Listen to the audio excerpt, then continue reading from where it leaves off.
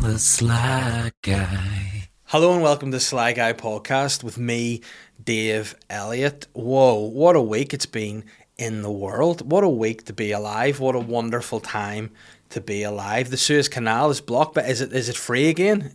The Suez Canal is free. I don't know where that is. It's somewhere sort of Africa or the Middle East, so it's not my problem, so I don't care. But it's free again. I always used to think it was called the Suez Canal whenever I was a little boy, which was weird and probably offensive to people. I just thought it was full of shit, quite literally. But hey, it's free. Everybody is feeling good. Lil Nas X, what about him? He has been up to no good. Lil Nas X has been... for those who don't know, Lil Nas X is a rapper. He's a guy who, he had that song Old Town Road. That was the first song that he was known for. It's a nice, catchy pop song. And, the last time I saw Lil Nas X was whenever I was watching Sesame Street with my 3-year-old daughter. So we were just sitting watching Lil Nas X on Sesame Street with Elmo, of all people. And he had a wee tune that was like, da-na-na-na, na-na-na-na, Elmo song, na na na na na na na na, Elmo song. It was great, na na na. And I was like to my 3-year-old, I was like, Lil Nas X is the sort of person you should be looking up to, having as a role model. Lil Nas X is the shit. Lil Nas X, he's a rapper, but then he's like all of a sudden, hey, the world needs to know I'm a gay man, and the world was like, sound Lil Nas X, that's sweet of you. You do you, boo-boo. We love you, we respect you. And I was like, he's a good role model to kids. So, with that being said, Lil Nas X has flipped it 0 to 100 in a week and has been fucking Satan. Now, that's a weird statement. I'm sure you'll agree. But Lil Nas X has gone from just hanging out with a little red guy, as in Elmo on Sesame Street, to just hanging out of a red guy in hell. So it's a bit of a weird flip. It's a flip and a swerve akin to an M. Night Shyamalan film twist. It's gone from him being this, sweet little guy just, riding down the Old Town Road on a wee horse to this guy just fucking riding a crimson vegetable roll all the way to the underworld. But that's the way the world goes. People have the choice to make decisions themselves. People have the freedom in this world, and this is what's great about the world. We can do things, we can say things, we can be the masters of our own destiny. And with that being said, this week's Sly Guy podcast is the greatest podcast of all time. Now, people have been getting in touch with me via social media when I announced that this was going to be the greatest podcast of all time, and they were like, how can you say it's going to be the greatest podcast of all time? And I said, hey, it is. I insist it is. I say it is. I decide it is. Therefore, it is. If Lil Nas X can fuck the devil, I can produce the greatest podcast of all time. It's not actually me producing the greatest podcast of all time. It's a Snake Rap Ben over there producing the... How does it feel, Ben, to be producing the greatest podcast of all time? I have tingles. Where? Maybe you've got diabetes. It's not been diagnosed yet. I've tingles in my left arm, my foot, or a stroke. What's it that's saying FACE for face? Face, my face is falling. A, take action, like phone the police or something. C is cry a wee bit because your face is all fucked. And E is just, I think that's what it stands for. I should work for the NHS. NHS, if you want to sponsor the podcast, hey, we've got space here for a wee defibrillator or something to go there. It would be good to have you on board. It would be good to have you there. And listen, we're having fun. The world is good. This is the greatest podcast of all time. Lil Nas X is fucking the devil. The Suez Canal is free. And, there is light at the end of the tunnel. By the way, Ben, have you ordered those trainers Lil Nas X has made with human blood in them? Not yet. No, not yet. Have you bought anything else with human body parts recently? No. No? Nothing just yet. No. Because I was going to say, do you know Romeo Beckham? Is it Romeo Beckham or is it Brooklyn Beckham? One of the Beckham boys has got his girlfriend's face. Is it on a necklace or? No, Brooklyn's got. Brooklyn has got. Fiance's wisdom tooth. That's a necklace. Now, can I just point out, did he get consent or did he just, when she was asleep, pair of pliers, be like, fucking make a good necklace? Well, she has his, so. Oh, swap. Nice. Nice, so they've got each other's tooth. It's a weird thing to have around your neck, I think Personally, whenever I transition, I would like my wife to wear my dick as a necklace, but that's for her. You know, again, it would probably be smaller than a wisdom tooth, but I think it would be a nice piece of fun. But that's the message of this podcast today is, guys, listen, let's just do what we want to do. Let's have the greatest ever podcast. And I want to point out on that note that what put this thought in my mind was that the podcast on Patreon this week was genuinely the greatest hour of podcasting I've ever done. It was wild. I was grumpy. I was cross. The feedback I've had in the episode has been crazy. People have been like, why won't you release this publicly? And I said, why I won't release the episode publicly is because I'd be sued. And I can't afford to pay the rent for this studio, afford my mortgage, and afford the court costs that would lead off the back of this week's Patreon podcast. But listen, it is what it is. It's done. If you want to look at it, it's over on Patreon. You can get it for £2. And then if you want to see it, you can sue me. You know, you can tell the people who was very libelous about, and they can sue me. And then you know what I will do? I will tell them, you can't sue me because I decide what I want to decide. I'm the master of my own destiny. I am producing the greatest podcast of all time. And I too, in fact, I'm not gonna fuck the devil like Lil Nas X has done. I'm going to 69 him because I think that would probably be less painful, because I imagine the devil has a big cock on him. If the general physique he has is anything to go by, big schlong. You know, respect also to those who find that imagery offensive. You know, obviously, it's certainly controversial. I don't know why Lil Nas X decided it was something he wanted to do, but as I say, each their own. You know, each to their own. And if those people are offended by it, that's fine. You can be offended. But I mean, what does offence lead to, Ben? Nothing. You just can be offended, and then you go, oh, it's annoying, I'll not watch any more of his videos. Then you don't watch any more of his videos. That's all fine. You don't have to cancel him. Because, I mean, of all the things people have been cancelled for, there are some things that are a little bit questionable, but yet you've a full guy having sex with the devil. They're like, no, that's expressionism. That's just a guy expressing himself, having a lot of fun, and I'm all for it. And by the way, the song, bit of a banger. You know, bit of a banger. And I mean, I think it has to be a little bit of a banger if you're going to include that sort of imagery in it. And I like it. You know, I'm all for it. I welcome people expressing themselves, as long as the people who are offended just ignore it and get on with it. And that's what I say to people who get offended by this podcast or other things that I've said before. Just don't watch it anymore. It'll be fine. Ben, he's actually told me recently he stopped listening to the podcast. I was like, well, why? And he was like, oh, I don't have time. And I was like, that's really hurtful. And he was like, well, and also I'm in the room when you record it, so I do see it live every single week. I get a live performance from you. And, you know, and each week you sort of look at me like, why are you doing this every single week? And it is what it is. And it's a good time. And I'm glad to be here. And I hope everyone else, by the way, is having a good time. I hope every listener out there is enjoying what looks to be the start of summer. The clock's changed. I don't understand why that happens. You know, people out there probably going, oh, how the fuck do we understand? Because I don't care. I don't care enough to look it up to be like, what's the reason? All I know is when the clocks change, it's harder to put children to bed, and that's bullshit. So I had to actually pay to get blackout blinds put on my kids' bedroom windows, and I also had to get a fucking old vault from a bank for their door so I can lock them in, and I had to get the room soundproofed.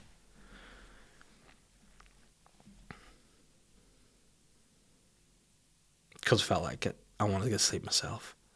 But that's where we're at, and it's stressful. And the kids just like my I was gonna say my new daughter. I mean, it's like she's 6 months old now. She's not really new. Kind of the newfangled baby excitement's worn off, and now she's just a little ball of meat that screams far too loud, too often.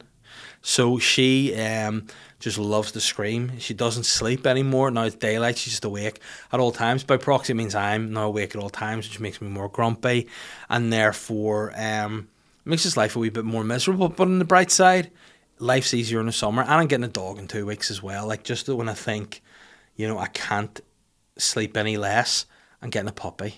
You know, because I may as well kill myself. You know, I may as well just kill. Someone's heard me say I'm killing myself and sent the sirens to stop me. Respect, but it's going to be tough. But it's one of those things. I think like when you get to a certain point in your life, you have to just cope with things and just have to all pile on, and then you'll survive. And then like I keep thinking, you know, people with kids and dogs are mental, and then I realize you have kids and a dog. Yeah. And how's that working out for you, Ben? Fairly well so far. Who is your least favourite out of your two children and the dog? No comment. No comment. Nice. I feel like the dog's going to rapidly rise up my list of favourites in the house, and it's just going to be me and my dog, and then, you know, the girls who are the bosses. I'm effectively like a slave style. Like I'm like a slave slash. I don't want to say gladiator because I don't have arm to arm combat, but I carry things. You know, I do muscly stuff. Like I'm like a workhorse and a slave mixed. All I do is get told to do things in my house and just trudge about doing things. And then there would be a dog, it'll just be another one. But at least now I can trudge out of the house and go for a walk with the dog, and then, like, I don't know, head down to the beach and just keep walking into the sea. Do whatever I feel like. But that's what I'm looking at doing at the minute. And I'm gonna have a bit more free time on my hands because the Rave Lockdown is ending on the radio this Friday. Is the last show ever, actually, of the Rave Lockdown. There will be no more Rave Lockdowns from this Friday on. So on the first note, I just want to say to everybody who has listened or enjoyed the show, thank you for the support. It's been kind of weird because it was a strange concept in the first in the outset, you know, when we decided to switch it up from just being kind of like a regular radio show into being what became the Rave Lockdown. People really got behind it, really enjoyed it, and made it into a really successful show that ended up, for some reason, which is mental to think about, going on the TV, which was also a great show. So it's going to be strange not to do that anymore. But, you know, every good thing has to come to an end, and, you know, we just want to say that we want this Friday's Rave Lockdown to be the best. We're going to have all the greatest hits. We want everybody to get involved, send their videos in, their dancing, everything. Get it in.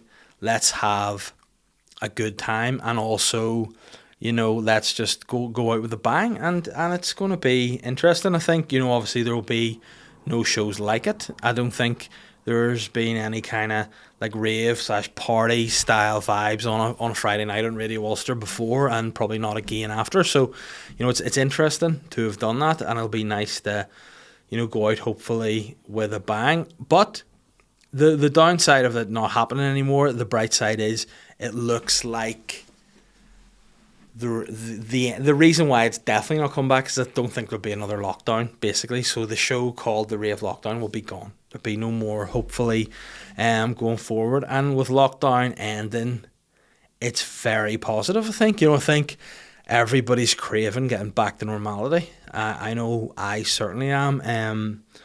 I don't know what I'm going to do first when I'm allowed to probably just go out for dinner with the family would be nice. I think, you know, it would be enjoyable to just get out and do that again. I'm actually craving a cold pint of beer. Like, I'm not a big drinker. I haven't actually drank at all this year, which is kind of mental, but I'm looking forward to being able to get into a pub and have a cold pint. And see if my first pint is fucking stinking, I'll lose the head.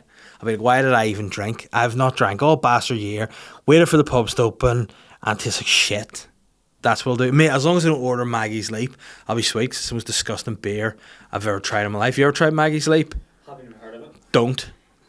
You know what would taste nicer? I'd say if you put your finger up your dog's ass and licked it, it would taste nicer than that pint. And like, I'd imagine the flavour of that is like that, like shit on a finger, with a dessert of pennies. So it's very metallic. Shitty shit, metallic shite is what it tastes like. And I mean, as I said earlier, respect to anyone doing their own, enjoying whatever it is they enjoy. But if eating shite and sucking pennies is your thing, drink Maggie's Leap. And also Maggie's Leap, just putting it here personally, if you do want to come on board as a sponsor to the podcast, I'm happy to just shunt Modest out of the way here, off the table, if you want to pay me more, because we're all about selling out. So there we have it. That's what I want. Nice new pint. And lockdown coming to an end. It'll be strange. How do you feel about it, Ben? Closing up or getting out again? Are you excited about it? Are you happy being locked down? What sort of have you liked? Looking forward to getting back about again. Has there been any elements of the lockdown that you've enjoyed? Probably not having to go out and do anything. There's no pressure. Yeah, I mean, would you say you, like myself, you are a dad guy, you're a man with a family, you're settled. Do you feel that once you're married with kids, you do see in yourself you're more grumpy? Like, I would consider myself to be already a grumpy old man. Absolutely. Yeah, and like you quite enjoy being that. Like it's like but the thought of me being forced into a like social environment again gives me the willies a wee bit, you know. And I'm just embracing the grumpiness. Like there's things about lockdown that I've really liked, and I think going forward will be useful additions to life. Obviously, Zoom being one of them, because if you're trying to like myself, if I was trying to pitch anything or do anything, I'd have to go to meetings with people, and that would involve sometimes traveling and spend probably a lot of money to go and sit in a room with somebody to be like, yeah, but ultimately when you're a comedian or a writer, you go to meetings and this is what you could just say, being like, if you just give me the nod to do this, I'll do it, and just whatever it is you tell me to do, I'll do. So end of meeting, you know. But you have to pay like a couple £100 to get flights or whatever, accommodation. Then by the time you come back, they might be like, nah, we don't want to work with you. You go, bollocks. Where at least in Zoom, you can be sitting there you could be sitting there in the nip, you know, and just use some sort of like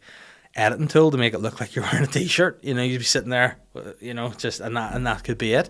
And then if you don't like what people are saying, you can just close your computer screen. You can just be like, yeah, thanks so much for your support, but also, yeah, I'm gone. You know, I think that's what I like about Zoom. Whereas in real meetings, you can't A, be naked, or B, close the computer screen because you'll still be there. You know, I think that's the problem. But I'm a big Zoom fan. I've enjoyed doing the podcast over Zoom, with guests. You know, some people don't. Some people are like, oh, there's no point in doing podcasts over Zoom and blah, blah, blah. It's like, you know what I mean? It's better than not, you know, because in some environments, like here now, thankfully, we have a good studio space where we're going to be able to get guests in for the Serial Killing a podcast. We're not going to be, you know, the Sly Guy podcast is what it is. It's this guy here, the greatest podcaster of all time, producing the greatest consistent podcast of all time, which, I mean, you know, it says, it does, I do what I say and it says in the tin, you know, I am the best. And there's nobody that does a solo podcast like me. And would you agree with that? There's nobody that does what I do, whatever that may be. I'm the best in the world at what I do. Let me just say that. Now, there's been plenty of people who have questioned what exactly it is I do. That doesn't matter, but what I do, I'm the best at it. So this is what this podcast will always be. Just me, and probably you, unless you decide to leave, you know, which would be your own prerogative, but you know, it would break my heart and I have to quit. So it's all a lot of pressure on you. Because realistically, what happened, for those that don't know, when you left Boytown, that was it. No more Boytown, Ben. And how do you feel about that? Do you sleep at night? Yeah. Okay. What a great, that's fair. And but to be fair, it worked out well because yeah, you left, and then when you left, I decided, listen, it was like the Notebook, you know, in the Notebook, the way like they kiss in the rain and all. And it's like, I can't live without him. I have to, you know, he all this time he's been writing me notes, and that bastard's been hiding them. That was kind of like what happened to Boytown. You left, I was like, I can't go on with another guy. And I said, listen, I gotta go. And then we reunited, on much more lucrative terms for you, may I add. But that was what we needed, and it's a good time. And via Zoom, that's what we want. You know, we want more. We want, how many more episodes do we have in Serial Killing? Another 4 maybe? And or is it another 3, 4? 4 more episodes of the first series. Then what we will do is probably spend a lot of time figuring out how to make a best of episode to release publicly, so people can see, I mean, what we're all about. And that's a phrase that I've used many times in podcasts throughout history. I want to show people what I'm all about. Again, people don't know what it is I do and why I'm the best in the world at it, but you'll find out when we put this together. And it'll be a lot of fun. But 4 more episodes there. Again, there's 8 over on Patreon. I should just probably plug the Patreon while I'm talking about that at the minute. There's that. I have a bonus podcast out every week that's there. This one, number 58, is the best. Like this episode may or may not be the greatest podcast of all time. I'm going to say it is. It mightn't be, but this week's Patreon podcast was the greatest Patreon podcast I've ever done, and I just felt it would be crude to deliver such gold to the patrons and not to the rest of the world. So that's why I put the pressure on myself to say this is going to be the greatest. So in my heart, do I believe that this is the best podcast of all time? Yes. This is better than anything that's ever been before. But that's where we're at. So I like Zoom. I want to keep Zoom. I like working from home. I like being able to just to wear a lot more comfort. Like I like to be comfort. Like you're a man who's a comfortable guy, would you say? Like from the time I've known you, how long? It's about 3 or 4 years now I've known you. Yeah, about that. Which is ridiculous, realistically. But can I just ask? I don't know if it's ever been asked before we get like Ben's my guest, my first ever guest. Here we go. How did you get involved in Boytown in the first instant? I messaged Shane about it. Right, okay, and what did you say? I offered to help out with the... Right, okay. So over the video stuff? Yeah. Right, okay, because normally when men message Shane, it tends to be other kind of favours that they offer. So you and then you came on board, and it's been a beautiful relationship ever since. Now, when I first sort of met you, you would have like come to the podcast with a lot of gear, you know, and also a lot of equipment, and you would wear like quite sort of more formal clothes. You would have like worn maybe shoes, jeans, and a nice like jumper. Whereas now you're like very chilled. I like it now. You're like you dress like a New Orleans rapper. You're sitting over there looking like Murphy Lee up in this bitch, you know. And it's a chilled look, and that's what we're all about. You can't see under this table, thankfully, because I'm just wearing red trainers. And then this upper half, so yeah, my walt is out, my dick and balls are free. But that's one of the joys of lockdown. You get to relax your outfit more. That's one of the positives. You get to wear comfies more. My sweats that I have are nearly worn out. I have to order a new pair of sweat bottoms. I'm going to maybe do that tonight when I get home from the podcast. Treat myself, live my best life queen. And, you know, so they're the two things that I've enjoyed. I've also liked, you know, being able to just be about my children more. Now, I know it's not great podcast content to say I like my kids, and it's probably a bit of a, you know, a bit of a behind the curtain moment for me here. But I genuinely do like being a dad. Can you edit that out? Actually, I'll beep it out. Yeah, beep it out. I like being a dad, and I've liked being home with my kids, and I do like my family. Bleep all that out. Bleep all that out. But it's true, and that's maybe afforded me a bit of time. You know, even though I've been working from home and doing stuff from home for the most part, it still meant I've been about my kids more, and I know them better than maybe you would when you'd be working full time. So that's been nice. Now that I've said what I like about it, what I don't like is not being able to do whatever I want. I don't like not being able to go to the pub. I really miss going to, you know, some restaurants I like no sponsorship, but I like, obviously you know I'm the king of North Down, I'm the king of the mountain, I'm the hike beast, I'm the physique guy, and I am the number one podcaster in the world, and also, as I said, king of North Down. So a lot of the restaurants I like to go to are in the sort of Bangor, Hollywood, North Down, Peninsula region. Which is weird to say, because in the outset I was a Belfast guy. I used to live in Belfast. Thought could never, you know, the place to be is not anymore. Some fucking great restaurants down that neck of the woods. I like the Jamaica Inn. It's a nice spot. I like Pier 36. It's a nice spot. I like Grace Neal's, also a nice spot. All mostly pubs, but good. I like good pub grub. I like that kind of shit. So I like to get into any of those places.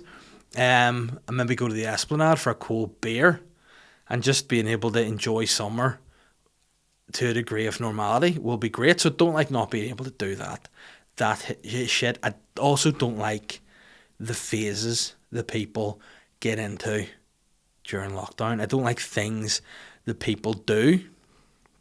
Like baking banana bread's fine. You know, everyone's doing that. This is really great. Everyone's doing like Joe Wick's exercise. Fair play. Better yourself. What I don't like, and I've said this on the podcast before, and it's probably sound like a broken record, I don't like sea swimmers. I don't understand where it's come from. I don't understand why it's a thing. And I don't understand why people love it so much. Everybody all of a sudden is just calling themselves salty. Oh, I'm so salty. I wish salty was being bitchy. I remember when the days when I'm being salty, you're being a real bitch. But not these guys, like, oh my goodness, I just went down and did sea swimming. I feel so good. My mental health is on fleek. And I mean, can you go sea swimming and not post it on social media? Is that a thing that can happen? Because I have not seen anybody just, say, oh, I'll go sea swimming. And you'd be like, oh, it's weird because I haven't actually seen you post on social media. And they're like, nah, I don't bother posting about it. I just do it, because I enjoy it. No, if you go sea swimming, you have to post about it. And your posts have to be vomit-inducingly gross and disgusting. I went sea swimming today at 6 a.m. Oh my God, my mental health is so turned on, blah, blah, blah. Do you even swim? Like, I've been down walking the beaches just looking for sea swimmers to report to the police, and I've never seen anyone actually get in the water and swim. What they do is they set up their wee camera, they take their flipping, these new coats that they wear, these like bespoke sea swimming coats, set them down, they go, into the water, bob around like a fucking upright manatee for 10 seconds, get out again and go, my mental health is great. Meanwhile, probably just bringing all kinds of toxins into their body, because most people go to Helen's Bay, that's a fishing channel. You know what I wish happened? I wish the ship from the Suez Canal fucked itself sideways down to Belfast Lock. And in that way, there was no sea getting, so the sea swimmers just had to crawl around and fucking shite and other sewage that comes into the fucking shipping channel. Idiots. Sitting there bobbing around in the water. I hate it. And then boasting it. It's so good for my mental health. And having to every single day, like, who follows these people that are sea swimmers on social media and goes, that's the content right there, same thing every single day. See if I see another one, oh my God. It just does my head in. It does. And another thing, I find it's fine if people have hobbies during lockdown, but just do it for the sake of doing it. Do things for the right reason. Don't do things for other people's approval. And if you're one of these people that are giving likes to sea swimmers, stop it. Like, there's some people I know that every day will just post a photo of the sea with a quote and be like, a Sunday well spent, a week of content. And you're like, it's Wednesday. At least a fucking quote that makes sense. Yes, I know you go sea swimming and I hate you. Stop it. For me, my hobbies during lockdown have been driving about, just looking at people's nice houses and going to the toilet. They're my two favourite hobbies in lockdown. I'm either driving about, looking at where I would like to live if I murdered the inhabitants of a certain house, or just on the toilet. And you don't see me posting on my Instagram story being like, just took a massive dump, mental health is on fleek, I'm feeling amazing. There's nothing clears your mind or your bowels like a big dump. You don't see me do that, because I just like to do things for me, not for other people. And if you're a sea swimmer and you're offended by that, subscribe to my Patreon and hear what I said about sea swimmers last Sunday, because I listened to it back, and Ben, you were in the room and you heard certain things I said, and you were startled, and you've heard me say quite a lot of things. But hey, I've said enough about sea swimmers. I don't like it. I don't get it. I do hope that in a few years people start developing symptoms like as if they've lived near a nuclear fallout in Chernobyl. Hope that the water that they're swimming in is toxic and polluted, and people start developing fins, extra eyes, extra genitals, and maybe the inability to use their thumbs, and hopefully they'll not be fucking posting shit on social media because their hands have melted from being swimming in other people's shite. But hey, there you have it. That's lockdown. And yeah, what else do I like to do? I like to walk, Ben. I feel like I was a wee bit negative there, and I feel like I've brought myself down. And because this is the greatest ever podcast, I don't want to, totally dwell on the negative. So I went for a walk today, Ben. Do you like, you're a man who likes to go walk with your family too, is that right? Yeah. I went to walk to a place that my wife found today, and she said, it was a boardwalk, which I thought to myself, hey, it's going to be pretty dope. A boardwalk, I've seen Boardwalk Empire. I'm like, I like a boardwalk, but I'm like, where's there going to be a boardwalk in Bangor? But I found this place, and it was just it was a few planks in the middle of a clearing of land in a forest. It's basically, if Bangor had orangutans, they would have been displaced by this boardwalk. Because that's all it is, just a boardwalk in the middle of nowhere, in the middle of an industrial estate, which is probably about 200 metres long. Not the boardwalk, just the path, the walk. And then there's a boardwalk in the middle, which is actually not above anything. It's just on top of grass, which if you didn't go on the boardwalk, you could walk along the side of the grass. So this was pitched to me by my wife today. It's like, there's this new walk, apparently, in the middle of this industrial estate. Already I'm going, sounds a bit rapish. Which, for those of you that don't speak Irish, is rapey, but in Irish. And we went here, and I must admit, I was greatly disappointed. I now know how it feels for my wife to think something in her head is going to be better, longer, and more stimulating than what it actually comes to be. And that was the walk that I went on today. It was very short. I didn't get any pleasure from it. It ended before I even warmed up, and I wouldn't recommend doing it again. And that was a walk that I went on today. And it sort of made me think that, it was like the time I went to the Ulster Hall to watch All-American WWF wrestling. That's what it was called. Now, if anyone knows like WWF or WWE as it is, they would have a better branding than that, but this show was called All-American WWF Wrestling. So I thought to myself, I'm going to go and see the big boys here, the Undertakers, the Kanes, the Ultimate Warriors of the world, because they were all on the poster, believe it, the actual guys. So we turn up the Ulster Hall, and people queued, way wrestling fans are a certain bunch, like they're all wearing the proper merch and all. There's a guy who's like 45 with an actual replica belt, and you're like, why have you got that? You're very old. Unless you're defending the belt, you don't be having a belt on your shoulder at the age of 45 at a wrestling event. So we turn up, we get to the front, and there's a guy working on the door of the Ulster Hall who wasn't like, I've done gigs in the Ulster Hall. I'm doing a gig in December in the Ulster Hall. I've seen like Ulster Hall staff, and this guy was not Ulster Hall staff. This guy was wearing a Deodora tracksuit with a vest, so he had no top on, just the vest, Deodora tracksuit, like Reebok Classic type trainers, a chain, bald, tanned earrings. And when my dad got the front, he showed him the ticket, which back in those days, like I would have been about 8, so the tickets were proper paper tickets. He showed it, and the guy goes to him, here mate, I'll give you that score back, which is 20 quid, give you that score back if you want to do security at the door with me. And my dad, like, he's quite a big guy, like he's like similar build to myself, probably a wee bit smaller, and he was like, what do you mean? He goes, we're a bit understaffed today, do you want to do a door? And my dad was kind of like, well, I've come to watch wrestling with my boy, like, and it's kind of weird. He goes, here, let him go ringside, let the wee man go ringside, or you do the door, I'll give you your money back. And my dad was like, you happy enough to go ringside? And I'm thinking, I'm going ringside here, I'm going to see The Undertaker, I'm going to see Hulk Hogan, I'm going to see Kane, I'm going to see all of them. And I got really excited, I was like, oh, this is great. So I said, yeah, absolutely, you go, get the money back, work front door, that's fine. So I'm sitting in the front row. Some guy comes in to the ring to be like a ring announcer. Now, usually ring announcers are like smart. They're wearing a suit. They're like, let's get ready to rumble. There's a guy just gets into the ring wearing shorts and a t-shirt. He must have been 18.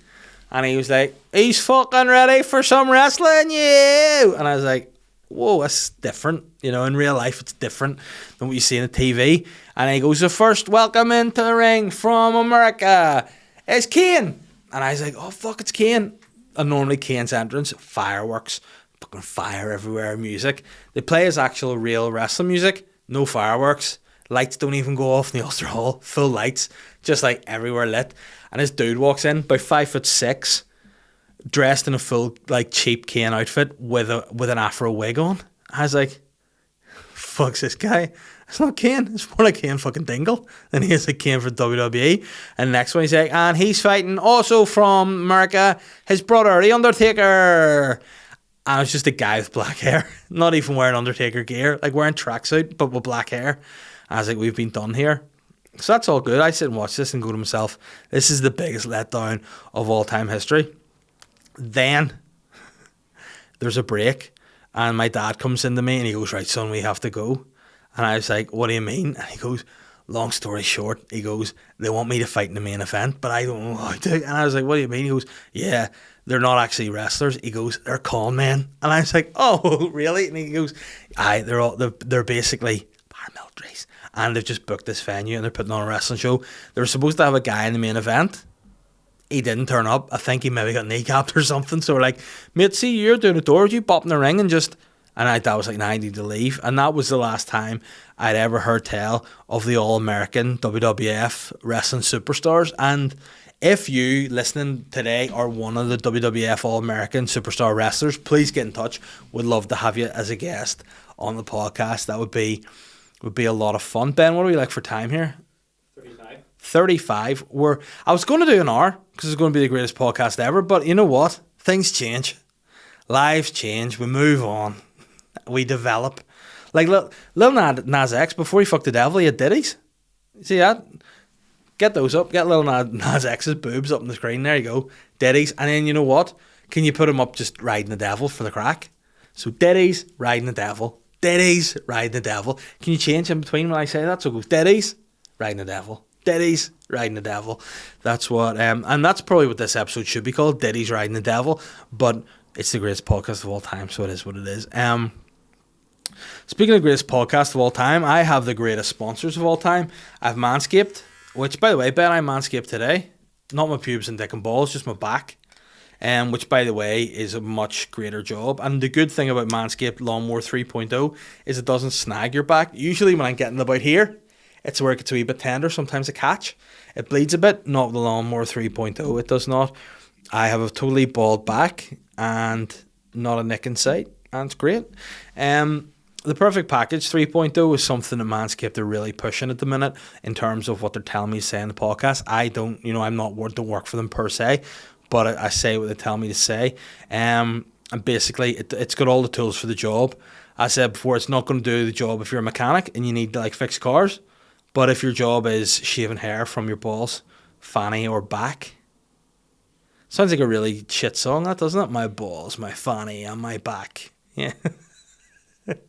My balls, my fanny and my back. There's probably a person out there that is the kit they're working with. You know, they no dick, they just balls, fanny and back.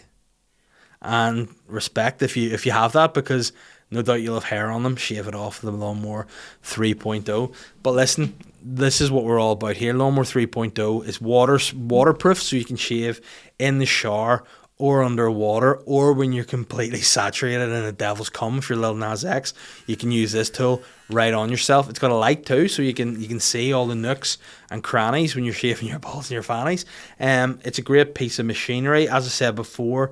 We got a bit of feedback from Manscaped. They said don't tell people that the Lawnmower 3.0 can actually be used as a vibrator, but hey, I'm a multitasker guy. I like to get as much use out of things as I can. It can go in your ass. Let's be honest. It can go up your bum, and it can be a lot of fun as long as you use it the correct way and make sure not to electrocute your anus. But if you want to get one of these, or you want to get any Manscaped gear, go to manscaped.com and use the code SLYGUY at checkout. That's SLYGUY at checkout for 20% off and free shipping. And now, by the way, the lawnmowers might take a bit of time because there's a load of Manscaped gear on that ship in the Suez Canal, so don't worry about it. You'll get it eventually. But it's what's more rewarding that is whenever you let your pubes grow out. You grow a big old, bush, and you take that down. It's so sad. It's like those videos that fucking losers love on Facebook. So satisfying. If you find people cutting sand satisfying, go to Muckamore. That's all I'm saying. 20% off, free shipping at manscaped.com. Why buy an Easter egg and eat chocolate at Easter when you could shave all your pubes off and suck a cock? Modest Beer is the sponsor of the podcast. They are a small batch independent brewery crafting small batch beer. I thought I could memorize that. I can't. For discerning drinkers, brewed and canned in Hollywood County Down, Modest are on a journey with one clear goal in mind. That's to bring exceptional brews to the local craft beer market. And what's exciting is my friend Chris at Modest is going to come in and do a little video with us at some point. We planned to do it before the last lockdown happened, but then we can't. So we're going to reschedule it. But this particular brand of content is going to be very good, and it's going to go on the Patreon. So if you want to see what that is, I'll probably just be available to the Rider SLY tier on Patreon for $5, which is £4. There you go. For £4, you'll get to see it. If you pay £2, you just get a podcast. Eat a dick. You know what I mean? It is what it is. But you get the good gear if you're a tier 2 Rider SLY. If you're SLY hard, respect, but also, you know, you get more shit for the other one. And Ben and I've had a lot of deadlines recently, a lot of work to do on things, and it's kind of made the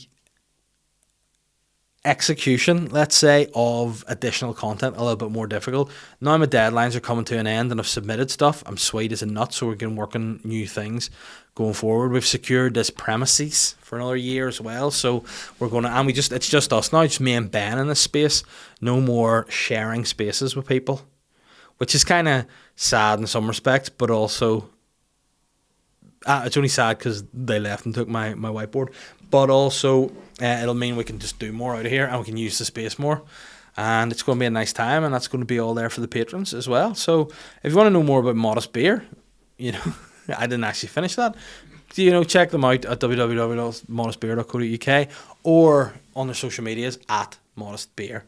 Simple. I was talking about the All-American Superstar Wrestling at the Ulster Hall. I'm going to finally be back at the Ulster Hall on the 17th of December this year, doing my new show, Pillowtalk, a new hour of stand-up. It's probably going to be slightly over the hour, I think, in all honesty. I've been working on that show. I'm very excited about it. Can't wait to get out to do stand-up again. And yeah, please get tickets, because the tickets they're actually selling really well. But like anything, you want them to just be all sold so you can just not have to worry about selling them anymore. Now, again, I'm going to Ulster Hall tomorrow to film the wee promo clip, which you will see probably by the time this video's out. You know, I'm going to put the longer video on the Patreon again for the Rider SLYs, and then the just wee promo video will be available just for everyone else. So, you know, it'll be a nice time. Hopefully, you know, you can share the video out, get people to come and see my show, because it's going to be a good show. Tried this last week, didn't work. Benny, come to the show. Yeah. We're a bit more convincing this week than last. Last week you were like, if you give me free tickets. So your fucking life's a free ticket, mister. But yeah, it's going to be a good time. I'm excited about it. I'm looking forward to getting to do gigs again. I'm going to try and maybe take the show on the road, but not locally. I'm going to try and go elsewhere. I'm going to try and go to other parts of the world and do it. I'm going to the underworld to put on a show for Satan, and then I'm going to suck a dick afterwards, and it's going to be a good time. I think everyone should suck a dick this year just to push themselves past their comfort zone, obviously consensually, but just to move forward. I know Ben's done it. He was the one that actually suggested this as a way to relax, and he's he's over there in the corner chilling right out. So, you know, let's all suck dicks together. Let's all have a good time. Let's all buy tickets to my show, and let's do some listeners' questions. What are we like for time now? 45. Wow. Where did I get 10 minutes from? Where did I do that? This is why. Ben, I'm going to take the mic cover off. Is that sore, is it? Oh, he doesn't like it. He doesn't like it. He loves it. No, I used to at the end of Boytown take the mic cover off and throw it away. I'm not going to do this because this is expensive, whereas the mic cover in Boytown was cheap. But I'm going to do some listeners' questions now to finish off. Jane Riley has just sent me a story. Let's have a look and see what your story is. It's on the Daily Star, so I'm sure it's very reliable. Now, this is my kind of jam. It's just a topic I can discuss with assured confidence that I will know the right answers. Let me just see if I can close it off. The title of the article is "Man has sex through door but ends up in hospital. He ends up in hospital after his penis gets stuck." Let's see. I mean, what I don't get about this is everything, okay? Warning: explicit content. Eric's fun idea of having sex through the door left his penis swollen and purple. He was left in so much pain that the couple had to call paramedics. What I would do in that instance is just kill myself so I didn't have to live with the embarrassment. A man has shared his horror sex story at someone being rushed to hospital with a wooden slab around his penis. Eric decided one morning to role play as a handyman to spice up his love life with wife Katie, so started to drill a hole for the doorknob. I don't think it's a doorknob he was drilling the hole for. Sharing her story on Sex Sent Me to ER, the husband explained how he stuck his penis through the hole. He said, "At the time I thought this was genius. She loves it when I'm really goofy." I mean, imagine like your wife's lying in bed, all sleepy, and she just hears, she's going to go, "The fuck's Eric doing?" And then she's going to look over and go, "Did you just drill through my fucking door, Eric, you dick?" And then he's like, "But here, want to see Goofy?" And then a Walt pops through, like a fucking tremor through the door. So, I mean, what's weirder is, obviously it's weird that he's drilled a hole. What's weirder is she actually went with it. The couple started having sex through the door, but as Eric had taken some male enhancement pills, his private parts ended up getting stuck. I mean, I thought the male enhancement pills just, made you get hard. I didn't know it expanded your size. As I go down, by the way, there's another story on the Daily Mail. I mean, there's a lot of breasts on this page. Like, there's women bouncing boobs and stuff. There's actually an article called "Miss Bum Bum Beauty Shares Soaking Wet Bucket Challenge Snaps on the World Water Day." I mean, Jane, hopefully this is not where you go for your daily news source. Eric was just in so much pain, but I was thinking that we can finish sex and the swelling will go down, Katie said. So when a guy's penis is impaled in a door, stop. That's my advice if you're having sex. The ambulance got there, and due to the side effect of the enhancement pain, his penis just kept growing within the doorknob. It kept growing. Like, what is this? It's a mutant cock. They didn't want to risk losing Eric's penis and suggested to cut up a frame of the door and took it with him to the recovery room. Oh no. Eric recalled the paramedics had to cut a picture frame out of the door and pull my penis along with the frame of the door. I can't remember how it felt when it actually unattached from the door. He was taken to hospital where the doctor managed to free his manhood from the wood. Wow.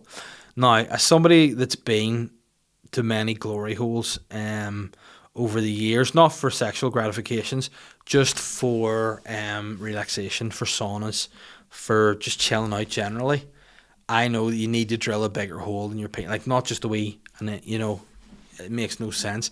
Eric, you're always welcome to Pipeworks. James has said, really enjoyed the serial, killing it with Aaron Butler. One bit that stuck out was when you went through thoughts on popular true crime shows. Would you ever think of taking some time, or taking some of them, like The Staircase, Amanda Knox, Making a Murder, etc., and making full episodes? Even better when there's some different opinions on the verdict. Yeah, that'd be something we'd maybe consider as a wee spin-off, who knows. But what I will say, The Staircase, he did it. He killed too many people by falling down the stairs. It's just, there's too much of a coincidence. If one person just falls down the stairs, you go, oh, maybe. If two, you're like, no, the man's up to something. That's his modus operandi there. Fucking see ya. Amanda Knox didn't kill Meredith Kircher. That's my thoughts on that. Making a Murderer, hey, yes. That guy Avery did it. He had a burn pit in his garden with the woman's body fragments in it. He was already in jail for killing so many people. Like, but it wasn't him. Yeah, it was. I know people are like, it doesn't really go. He did it. All right. And even if he didn't do it, keep him in jail because he looks weird. That's enough a crime for me. But his wee cousin's just a doughhead. Like, let him out, but put him into like some sort of assisted living or something anyway. And let him watch WrestleMania. Send him to the All-American WWF All-Stars, the Ulster Hall. He would love it. Naomi Mitchell has got herself under pressure. I said to her on the Patreon podcast, she has to keep the standard of questions that's been asked, because on Patreon our questions are terrific. So the pressure on again, hey. Wow. I mean, the title in and of itself is terrific. The title of this story that I've been sent is Frustration. A ship laden with sex toys gets blocked from entering passage. The bloody Suez Canal. A pleasure boat with sex toys has been blocked from entering the Suez Canal, causing widespread frustration for customers worldwide. The ship carrying around 20 containers full of dildos, vibrators, and male masturbators. I mean, there is the nursery rhyme we all need. We got dildos, vibrators, and male masturbators. Cock rings and nipple clamps and dildos and rings. Those are a few of my favourite things. Just get stuck in an ongoing impasse with no climax in sight. That would be embarrassing, wouldn't it, if you order something cheeky online and you're waiting for it to come and then you get emails being like, by the way, your butt plug's going to be late. So, you have to go down to your local post office and collect a butt plug. And I mean, it's going to be pretty obvious it is a butt plug because it's going to just be, it's going to be a butt plug just in a little bit of wrapping paper. And then if you're an Egyptian guy, it's a wee bit like Egypt's a little bit more kind of conservative, I would say, than over here. So I don't know if the sex toys are as widespread, but listen, it's going to be a good time. It was one of the 230 ships waiting in a traffic jam as they tried to free up the passage. I mean, there's a lot of stuff on that boat that could free up a passage, let's just say. Dutch company EDC Retail, who run the biggest online sex toy shops in the Netherlands and Belgium, predict they're losing millions because they're unable to replenish their stocks just snapped up during the lockdown and Valentine's Day. They're considering rerouting the ship, matron, but it could take an extra 5 to 7 days to reach its destination. It's feared that when the blockage is removed, it may take weeks for the natural rhythm of global shipping to be restored. There you have it. A lot of these products were sold for Christmas and Valentine's Day. Now there's a lot of extra room, the way the restock works. So there you go. What about that, Ben? Have you found your orders have been affected by the blockage in the Suez Canal passage? No. Or you just get your Love Honey orders as per every month, yeah? Just standard order. Standard order. I like that. Like, Brexit's not going to stop Ben getting his beads. Or is it like you're going to get them regardless? There we go. That was a great... thank you once again, Naomi, for that great story. Michael Kerr says, hey, Dave, opinions on TikTok? Shit. I gave it a rattle. I tried it. And then, you know what? It's just shit. I thought, I'm going to delete it because it's just not for me. I don't like it. I think it's just too... When you're over 30, you shouldn't be on a platform. It's mainly for preteen children. It's weird. It's a problem. So I deleted it. I just thought, I don't want to have TikTok. I don't care if that's where the world's going. I feel TikTok, there's so much material thievery going on there. People just miming over other people's bits, other shit like that. It's got... it takes everything and dumbs it down. It's just a shorter, dumbed down version of everything. And I think as a world, we don't need dumbed down anymore. We're all fucking dumb. So the last thing we need is to be dumbed down. So Michael, I don't like TikTok, and hopefully you don't either, because if you do, I don't like you. John Joe Flood has said, Davish, like you, I too am in a bisexual relationship. We enjoy having a few Guinnesses in the Shankle the other week to celebrate Rangers winning the league, but now it's my turn to bring my wife out to celebrate some culture. So I'm just wondering if you could give me some suggestions for an Easter Sunday commemoration, please. What I would say to do is, write her a poem in Irish. So, Rosesh are red and Ovailesh are blue. Sugar S sweet, so are you ish would be the traditional Irish poem, I believe. I would then maybe, play some wolf tones on the iPhone and eat some stew, drink some Guinness, and, just rewatch Margaret Thatcher's funeral online somewhere. I think that'd be a pretty good way to show her the other side. But yeah, hopefully you enjoyed the party in the Shankle. Rangers winning their first league title.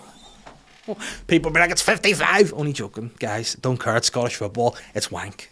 But congratulations to Rangers and commiserations to Celtic, who only won 9 leagues in a row. Terrible, isn't it? Tala Al-Jomar said, when can I expect another montage of a little bit of the bubbly? Like I said, I don't drink anymore, so probably not for a while. What's happening, you big bent copper? Saw this and thought, whoa, that's SLY. What's the pettiest thing you've ever done or witnessed? And that's come from Phil. Ben. Phil has said, Oh, wow. 9,000 greasy pennies dumped in a Georgia man's drive as final payment after quitting his job. Wow. A Georgian man has accused his former employee of a childish move after he received his final payment of £666. Oh, whoa. You may watch that amount or Lil Nas X will turn up your door and fuck you. In pennies, he's discovered the haul of 90,000 coins, which were covered in an oily, greasy substance at the bottom of his driveway. Maybe it has come from Satan and Lil Nas X. Very interesting. On the top pile was his final payslip, along with an explicit parting message from the car workshop where he worked. Mr. Flatton left his job in November and claims he had encountered difficulty receiving payment. He now spends his nights gradually cleaning his pennies so he can cash them in, and it took him up to 4.5 hours to make a few hundred coins usable. Miles Walker, who owns the workshop, said he didn't know if he had dropped the pennies outside Mr. Flatton's house or not. I don't really remember. It doesn't matter. He got paid and that's all that matters. The businessman then called Mr. Flatton a weenie. He's a weenie. There's his money, the weenie. Olivia Oxley, Mr. Flatton's girlfriend, says she hopes the incident will highlight how people are treated so poorly by their employers. But she is looking on the bright side, saying that with many pennies, we're bound to have find a few treasures. I found one from 1937. Oh, why? After the first shovelful, all we could do was laugh because this poor miserable man took so much time to be vindictive and cruel. We absolutely refuse to let him ruin a single moment of our lives. Well, that's good. That's what we're all about in this podcast. Looking forward, looking to the bright side of life. And that's what they have done. And what I would advise them doing if they've got, so they don't, who knows what the substance is, probably some sort of oil. If it's from a workshop, it could be shite. If it's shite, put the pennies covered shite in your mouth and presto, you've got the flavour of Maggie's Late Beer. Dara said, what do you reckon Johnny Boy and Rambo are doing since their cocked his fanny arse minge escapade stopped? Do you think they'll still work in a duo? Yeah, I was on Colin Geddes' podcast, General Banter, chatting about these two characters I met when I was on a holiday when I was 18, Johnny Boy and Rambo. There were two holiday reps. Long story short, there was a load of guys there, a couple of girls were with us. The girls were sunbathing one day, and we sort of, again, as you do, sort of are a bit protective of your girlfriends. You're like, you sort of feel like you're their older brothers, and you just want to make sure everything's all right. When you see a couple of unknown men straddling them, massaging them while they're trying to sunbathe, you think something's not right here. We went out, see these two guys. The guy's like, my name's Johnny Boy, and this is Rambo, and we had two fucking club reps. And we were like, oh, right, okay. Johnny Boy had these two like catalogues with him. Now, this is back when I was 18, so a long time ago. These two catalogues with him, basically, with loads of photos in them to try and show the sort of parties that they ran. And he said to me, John, this is literally his pitch. He goes, do you like parties? And I was like, yeah, of course I like parties. And then he goes, do you like cock tits, fanny ass, minge? And like, I couldn't compute what he was saying, like, but that was his spiel. Cock tits, fanny ass, minge. Anything you want. And when I thought about it, I was like, there's definitely stuff you'd be interested in that list. All bases are covered, and that's what they were pitching the show. Then obviously in our hotel there was a proper club rep system there, so when they saw Johnny Boy and Rambo, they chased them out. Johnny Boy just jumps over a bush, lands in a moped, Rambo straight on the back, and off they go, and it's the last you see them until they return later and give you your tickets to the party that you inevitably want to go to, because who doesn't want to see some cocked? It's funny. Jack Core said, should the international football be voided now, considering it's boring and both Irish teams are bollocks? No, I enjoy international football, especially the Northern Ireland games, and I think Northern Ireland are all right. Obviously the Republic had a pretty embarrassing result last week, but they're on the move. They are developing, they are transitioning. Give it time. And Northern Ireland they played much better against Italy, I thought, and then against USA. USA are apparently one of the favourites for the next World Cup, and Niall McGinn scored an absolute scorcher. So, let's not turn our backs on international football just yet. Ian Lee with the last question of the day says, hey Dave, seeing as you're a dad guy and so am I, are the so-called terrible twos that bad? What age did Holly start talking? Cheers, my guy. I don't know when she started talking. She just kind of did.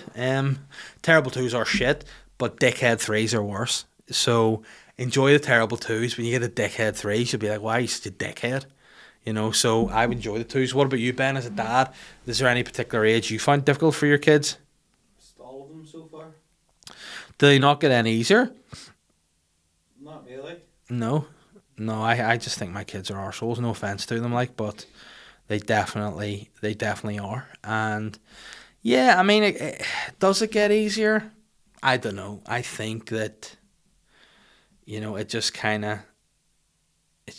happens, like, you know, you just have to live with them until they're old enough to leave or you die, you know. And sometimes I think it'd probably be sweet to die, but I mean, we'll look about that another day. Actually, the last question is from Nicola, and she said, would you be embarrassed if she was related to you? And she sent a woman here on Naked Attraction. By the way, I've seen this episode of Naked Attraction, and this woman, Judith, loves cock. That's fair to say. Let's have a see if we can play this. The bottom half of the body, So please. we're going to see some dicks here. The pods lift up. Oh wow. Going up. Judith gawps as 6 penises are revealed. The penises range in size from long and floppy to short and stubby. The man in the green pod's wearing a prosthetic leg. Oh yeah, bugger off. You don't get this on the shelves at Asda. Now let me have a closer look. Red's working. He's looking like an Adonis, isn't he? He's serious about it. Look how he's clenching those. Oh, he it's is. a I like firm the abs. tattoos. How experienced are you, Judith, sexually? Keen to hear. At my age, I've no inhibitions. Go with the flow. Enjoy sex. You know, it's the thing I've missed out on is a regular sexual relationship. And I know the feeling, Judith. it's a waste. I've got a nice vagina. Is the vicar aware of your sexual prowess? No, lovey. Okay. Oh, Thank she goodness could. I'm Christian, not Catholic. Oh, why? Look, pink. So pink's coming Yeah, out. I've Come got on then. pink. Let's hear how she analyses this cock. Oh, Wow. Oh, do you know, it's quite big. It is. Well, I can take that. Can you? Yeah, absolutely. How big do you like it? I would say 8 to 11 inches. I do need to look at feet. 8 to 11 inches, that's like mine I 7 love times. feet. I love to feel somebody's toes round my pussy or kitty. I find Right, it I think that's enough. I think Judith, Can we reveal? Ben, are you all right over there? You're panicking. We've hit an hour. We've hit an hour. I mean, I feel like we've gone in deep here with Judith. I want to see what else she can say. All parts of the body. Oh no, they're off the cocks now. Let's see. Get me to lie down in green Red and pink both sway to the music. I'll turn. Let me inside. Yellow is standing absolutely still. After the song ends, Red waggles his willy.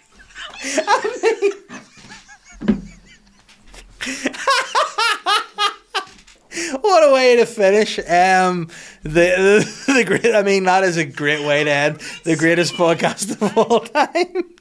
Nicola, superb. Would I be embarrassed if she was related to you?